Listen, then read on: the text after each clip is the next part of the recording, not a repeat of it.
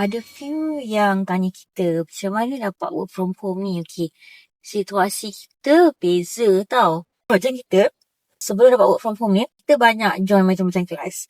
Macam kelas online lah, workshop business online, business produk digital, macam-macam lah. Business, one of it, business Etsy. Business Etsy, business create comic lah, business apa lagi, macam-macam lah. So, memang banyak gila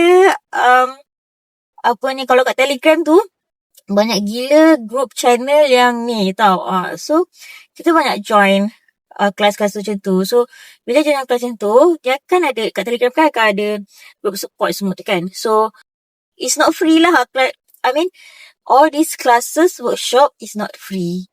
So memang banyak gila modal kita dah keluarkan. Cuma the only yang kita consistent is Etsy lah. Tapi dalam group support tu semua kita still ada lagi dalam group support tu. So nak jadikan cerita, last year pun dah start one of dalam sebenarnya work from home yang kita dapat tu salah satu daripada group yang macam ni, group dalam workshop tu, which is this owner dia nak cari assistant apa semua tu kan. So last year pun pernah apply tapi kena reject kan. Mungkin sebab tak kena, sebab masa tu dia nak skill Notion kot. Dia nak skill Notion. Tapi skill Notion kita masa tu memang beginner betul. Memang tak explore habis Notion. So kita tak dapat job tu.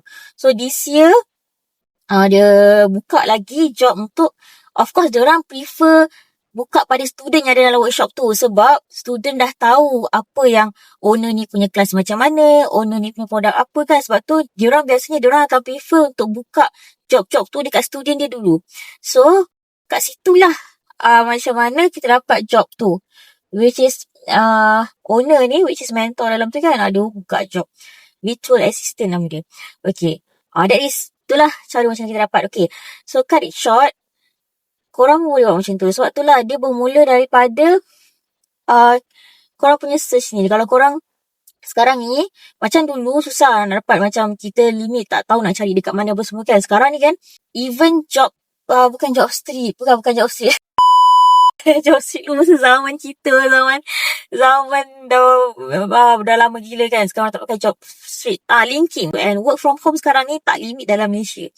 So apa yang kita boleh recommend kat korang, siapa yang cari job work from home yang memang kaki menghadap laptop macam kita, work from home korang ada passion untuk hadap PC. Okay, kita recommend untuk korang follow ni Sis Rita.